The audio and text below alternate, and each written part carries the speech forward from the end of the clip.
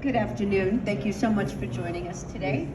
I'm so pleased to introduce you to Jesse Schneider, the CEO of ZEV Station, and Craig Knight, CEO of HYZON, for this discussion on overcoming barriers to infrastructure development. Okay, so thank you everyone. Honored to be here. My name is Jesse Schneider, CTO of ZEV Station. It's a startup started about a year ago, which is based on the fact that we need to replace petroleum. In terms of zero-emission vehicles, bringing them to the same forecourt. It's not it's not gasoline and diesel. It's electric and hydrogen all in the same forecourt. That's the concept of ZEV Station. Just a little bit to my background, just a minute, certainly. I've worked over the last 20 plus years in electrification at Mercedes and BMW, and also a number of startups, including Proton Motor and Nikola. And found myself pulled into a number of different projects on the fuel cell side and the hydrogen side, and really saw a lot of different types of fueling technologies like liquid hydrogen in the early NECAR vehicles, methanol, and also different pressures of hydrogen in gaseous form, and really saw the adoption early and a lot of the challenges early on, certainly with the prototype vehicles that I saw early in the early 2000s. My first truck that I worked on was actually Proton Motor in Germany, where we did a demonstration project with the German government, and also worked with Nikola on the Nikola Tre and Nikola 2 for the vehicle that's on the road today, and also heavy duty fueling at SAE and ISO. I was lucky enough to be able to help standardize that for the US and also in ISO the world. So anyways, that's a little bit to my background, and honored to be here. Thank you. Thank you, Jesse. I'm wondering if you did some work with Dr. Koshani at Proton in those old days. Were you working with Arthur Koshani then? He's our chief scientist on the fuel cell side. I was just wondering if there was an overlap with the Proton days from 20 plus years ago. Maybe Arthur's older than you, mate. He's probably my age. Thanks everybody for having us. I'm sorry we had to force everyone's schedule around some of our limitations here. Mine, sorry, personally. Had a little delay getting here, sorry about that. I'm one of the founders and CEO of HYZON Motors, and this is a new company set up in 2020 to accelerate the rate at which governments and corporations can use fuel cell trucks to decarbonise their activities. So when people ask me to summarise that as simply as possible, I say, we do clean trucks. The bigger, the heavier, the more they drive every day, the more likely we're interested in doing them. So that's what we do. We use fuel cell technology that was developed since 2003 through the majority shareholder, HYZON Fuel Cells activities. I just read a Credit Suisse report last night rating HYZON, Singapore headquartered company with operations in China, as the largest supplier of automotive fuel cells in China last year. That's not an insignificant thing, given that China will probably represent at least 50% of commercial vehicle, fuel cell powered commercial vehicles in the next 5 to 10 years on global standards. So that's our background, and that's why we have confidence to take this fuel cell technology to the world. I don't have anywhere near the experience of Jesse on hydrogen infrastructure, standards, and all of those things. So we look at hydrogen infrastructure as a hurdle to be cleared, and we try to help our infrastructure partners clear the hurdles by making sure there's demand for the molecules. That's our job. So that's how we assist the infrastructure challenge, by creating demand cases that are of significant scale in defined locations that can justify viable projects around hydrogen production and dispensing. That's where we come at it from. Jesse, can you tell us a little bit about how ZEV Station came to be working in hydrogen? Sure, absolutely. One thing, I'll just take a step back. My 20 plus years before came from automakers, and I saw that really every automaker is making a zero emission vehicle. But who's making the ZEV station? Right? We see a lot of stations that are putting in a few chargers, a few hydrogen. So that was one of the motivators. With regards to why they came to be, very much as Craig was saying, light duty vehicles work perfectly well with electric and charging. In fact, if you haven't gotten the memo, Tesla's got a bunch of them out there.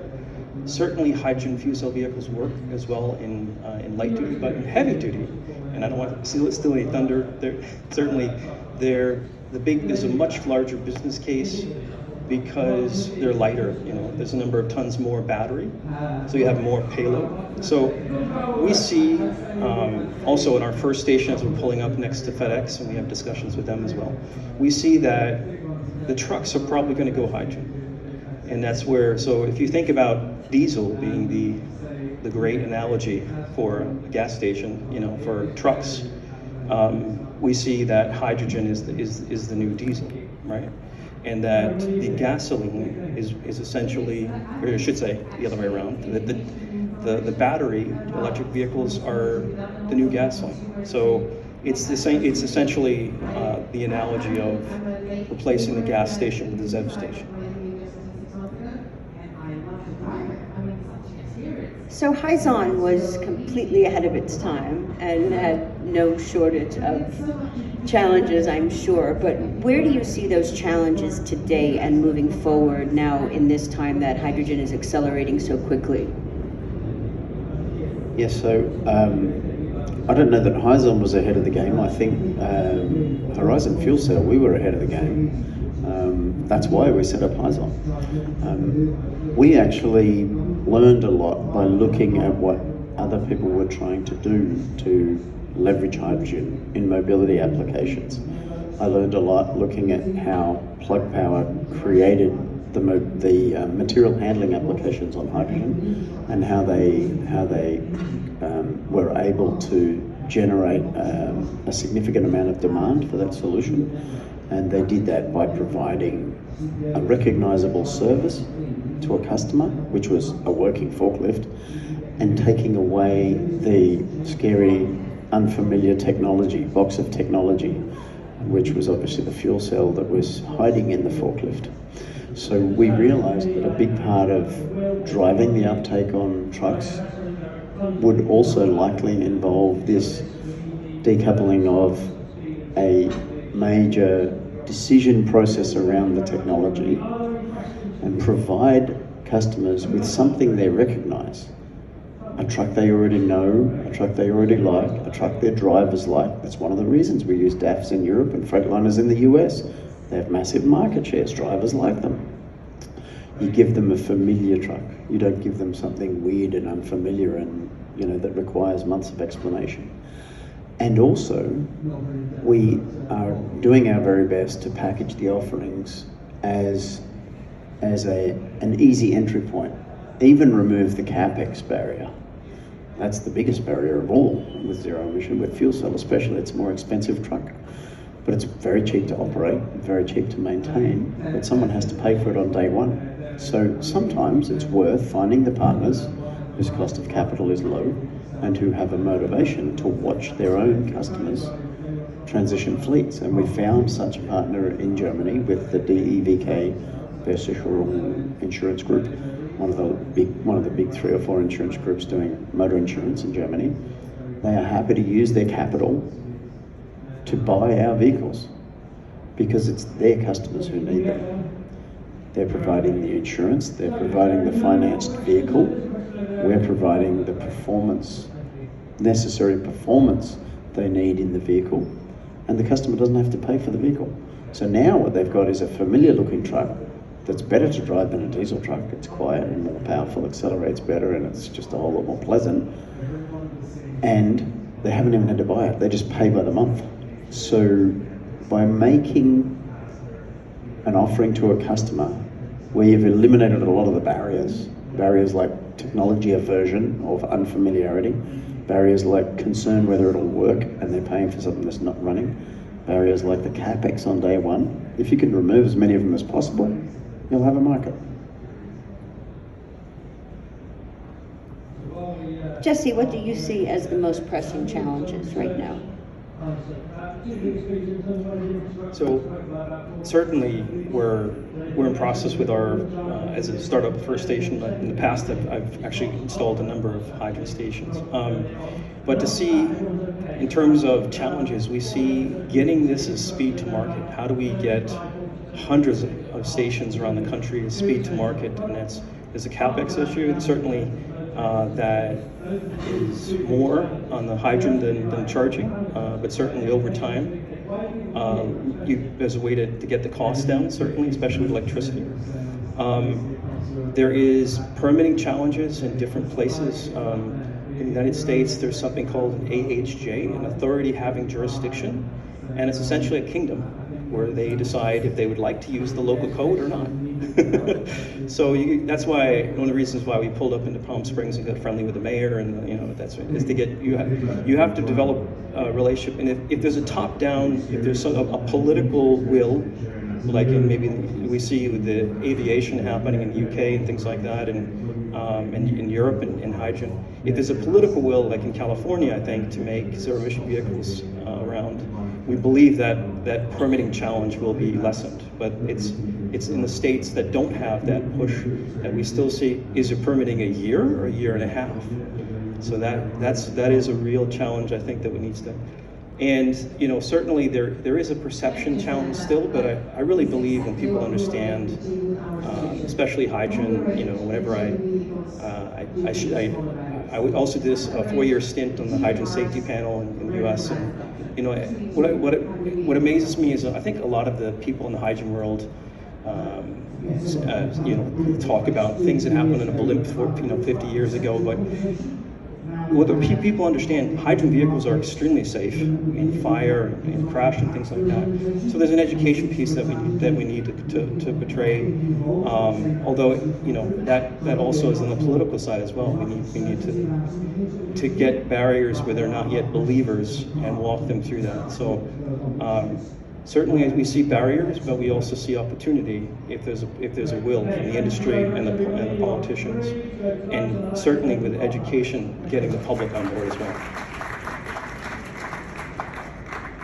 And what challenges do you see in the realm of education and job training? Well, I mentioned general education about hydrogen. I think it'd be valuable to certainly explain how quickly, hey, you can fill up in 3 to 5 minutes. And that's, someone who charges, we're going to have a ZEV station, we're going to have really fast charging, but you're going to see three fuel cell vehicles go in the same amount of time. So I think that education needs to be there.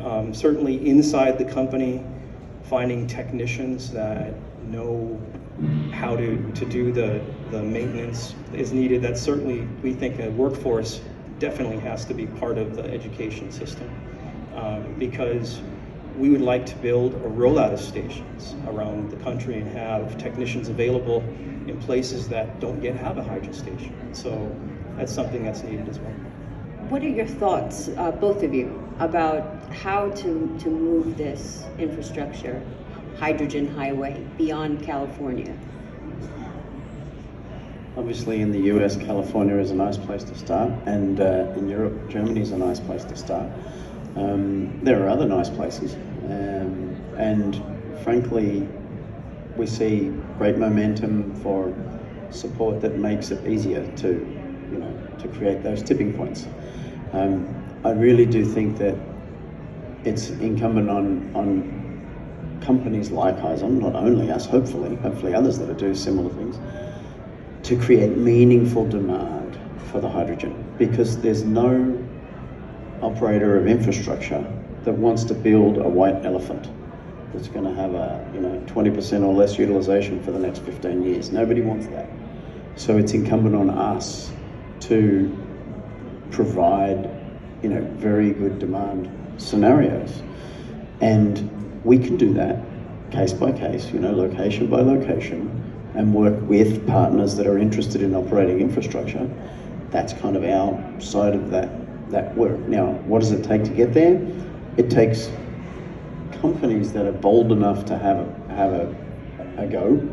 And in my little talk over there, I mentioned Emprise in Austria, which is a company that just decided that several years ago they were going to go all green electricity, and they were going to learn how to decarbonise their fleet. They went and did a bunch of homework. They travelled around and visited lots of people. They bought renewable generation capacity well above their needs, and they set out to establish an electrolyser to make their own fuel. And now they have just recently commissioned their facility to make green hydrogen from renewable electricity for their own fleet, and to now start gently forcing all their vendors to decarbonise their fleets. Now that's a fantastic example, because they have power. They can say to the vendors, we'll support you on the price of the fuel, because in a high utilisation commercial vehicle, fuel's roughly 50% of the total cost of ownership through the life, anywhere around 40-50%. So by providing an attractive cost structure on the fuel, they're providing a viable cost structure on the truck. And then the vendors get to use this technology too. They then propagate it to their other customers. It's a way to start, right? And they do that from a single production base on hydrogen. And this is the wonderful thing about hydrogen. You've got a very nice scale effect. As Jesse said before, it's expensive to start on hydrogen, but you get very nice leverage out of the asset on hydrogen. You can fill 200 vehicles a day, out of a single asset. That's very, very attractive. So it's incumbent on us to create sensible demand cases that people like Jesse can work on, building out infrastructure models that serve it. And then fundamentally, we're not big believers of building a network to start the transition, because you'll have a lot of white elephants. What we're big believers on is creating very strong ecosystems, local hydrogen hubs, that by default become strong nodes of a future network. So we don't believe in building a network and trying to fill it out. That's, we think, a challenging way to do it. We're big believers in the viability of infrastructure due to commercial vehicle operations, which are very predictable and provide very solid offtake opportunities. Would you like to comment on that? Sure, maybe expand upon it. Absolutely. So first, the original question about expanding, even though we're in the UK, expanding from California. One of the reasons why California has started in the zero emission, certainly was their pollution into the cities and things like that, was a big motivator to say, the health of the population. But they created a law, a zero emission vehicle law, that is now proliferated through 16 US states, about 25% of the population. So those other states, a lot of them haven't woken up yet, and I think that woken up in terms of they're coming. The zero emission vehicle law is mandating 2035, starting now, or yesterday. Every vehicle has to be zero emission, which means that there's not enough chargers, there's not enough hydrogen. So we see at least that the ZEV states, as they're called, very similar to like the UK has adopted and Europe has adopted the zero emission law. Certainly is going to happen. Yeah, ZEV. Maybe we can make a ZEV station. Exactly. What we believe, I think, very similar to what what Craig was saying. We believe that there are other companies that are going in the city and doing work. We're doing stations off the highway next to a dedicated warehouse of some sort. I mentioned FedEx before, but others, and maybe not too far away from other potential demand places like an airport. In fact, we have a demonstration with Zero Avia here, and the reason why I'm here in the UK. And so there's a belief that creating hydrogen at scale, you need to make sure you get a percentage of your stations of demand and signing up contracts for that, as well as getting the general public also to come off the highway and use your station. What do we do about the states that haven't adopted ZEV yet? I think that is It's only going to happen with a captive fleet in the beginning. I think where you have, there was a good example, Craig mentioned about Plug Power. Certainly they showed us all, tens of thousands of forklifts. They produced without a, sort of a hydrogen push around the country, a legal framework. There are motivations beyond, certainly we're here because of the environment, an environmentalist myself, but there are also motivations that hydrogen is actually possible to be lower cost than hydrocarbon fuels, especially not just because of the present costing, but because if you have an electrolyzer and you're able to work out a power purchase agreement, you can get the cost of electricity down to cents. And when you do that, you can see the learning curve, which is certainly the term used in solar about the cost of electricity, cost of solar panels going down. You can have the same hardware with with a lower price of electricity and create hydrogen, which maybe starts in above the $10 range, but ends within 2030 in the few dollar range. And I think then we'll be competing. It's very, very easy to convince someone who may not be in a ZEV state that they should go ZEV if they can save money. So it's certainly, like I said, we're environmentalists, but there's a business side to it as well. It's not just parity that we're targeting in this hydrogen revolution. We're talking about going below that price. So I think that would be a big motivator. Craig, could you elaborate a little bit more on your thoughts on the hydrogen hubs and how that is all evolving right now and what you might see as HYZON's place in that effort? You're talking about the funding structure in the US supporting the large hydrogen hubs, right? Yes. Yeah, okay. So, yeah, hydrogen hubs, unfortunately, they appropriated our terminology, so, just had to sync up there. We used to call our distributed hydrogen production concepts hydrogen hubs until the US government decided to start talking about these mega hubs. So, now we're typically talking about energy plazas. We had to differentiate that. So, we're big believers, fundamentally, in distributed hydrogen production to serve local demand cases on hydrogen, wherever that happens to be. There is a need for massive scale hydrogen production to support industrial and other mobility demand, but for us, trying to crack the code in the early days of adoption of fuel cell trucks, the most important thing to hand our customers is a reliable working truck and a good cost structure. And the fuel is a very important part of the cost structure, and hydrogen is cheap to make and expensive to move. The closer you are to your production location, the better.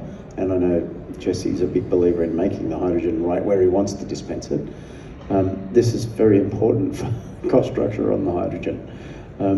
So we're big believers in distributed production at a scale that makes sense. So we're typically targeting one to kind of 4 to 5 tons a day, somewhere in this range of hydrogen to support early stage fleet uptake, because we can provide enough demand with modest fleet uptake that is then a wise investment for our partners. The call for submissions around the funding opportunity in the US for these mega hubs is very exciting because it creates so much high level interest and so much corporate buy-in, EPC contractor type buy-in, consultants, all the energy players, major infrastructure operators, gas and electricity utility players. Everybody now is very actively involved in figuring out how they participate, because you can be compensated to be an early mover. Early adopters pay more, everybody benefits. But if as an early adopter, you're getting compensated through the funding of these hubs, which is significant, then you may want to be an early adopter, right? So we're involved in supporting a number of hub submissions. They're all, under normal kind of commercial confidentiality, but we're involved in a number of hub submissions. And it's exciting to see the kind of partners who are sitting around a table for these activities. And without the funding call, I don't think we'd be having those same sets of conversations. So is it useful? Absolutely. Is it everything we need? Absolutely not. Are we interested in it? Definitely. But we will not be dependent on it. And I must say that in almost 20 years of existence, the company we set up in 2003, we've never taken $1 of government money. And I think that's why we created a strong company. But when you're in this situation of trying to break into a century of incumbency on diesel engines and gasoline engines, sometimes you need some help. Jesse, I'll let you have the last word on your thoughts on the hubs. Okay. No, I thought it was very little I could say that Craig hasn't already said. But no, one thing that is really exciting about seeing these hydrogen hubs is, and this is where I was going before, the states, many of the states that don't have ZEV, things like, they're banding together. So there are 2 or 3 states getting together on top of the industry, which shows us that it could be a market for the future, and it could be a model for the future. And this is only the beginning, right? And there's $8 billion is great, and we're very thankful for that amount. But to change over and replace petroleum or replace hydrocarbon, it's going to take exponentially more than that in the future. But this is a great beginning. I see the interesting thing about the hydrogen hubs is there are different flavors. In certain states, there are places that are focusing certainly in heavy duty. There are places that are like in New Mexico, focusing on aerospace, and there are places is in airports, and there are places that are seaports, marine applications. Exactly. Yep. So really good. So we see that as a motivator. I should say that there are state level assistance in the cost of hydrogen and also electrification, and I think that this hydrogen hub concept could kickstart this transition, as I mentioned before, from this very expensive sort of industrial gas, which is to a more, a common fuel that can compete with diesel. And diesel parity used to be something far off, but most definitely in the next, 10 years, probably less than that, we will be seeing parity, and we'll be seeing below that, certainly. Because of this spike now, the cost of hydrogen is actually in California cheaper because of California has the higher prices than diesel, but certainly there's a way to go in the rest of the states. Thank you. That brings us just about out of time. Any last thoughts? I'll always have another comment. I've been around hydrogen for over 20 years now. For a long time, it was just kind of an anachronism. Nowadays, people view it as some kind of a savior. It's neither, but it is very useful. I just want to point out one thing about hydrogen that not a lot of people appreciate, and this is the value of hydrogen as the harbinger of energy independence. So I like to call it the ultimate egalitarian fuel, because anybody can make their own hydrogen. You don't have to be dependent on a hole in the ground in some obscure part of the world for your fuel. You can make it in your own backyard. And this value of hydrogen is definitely not yet fully appreciated, but will become a significant factor in the way that people view the relevance and attractiveness of hydrogen in the near future. Thank you both so much. I think you've given us a lot of cause for optimism.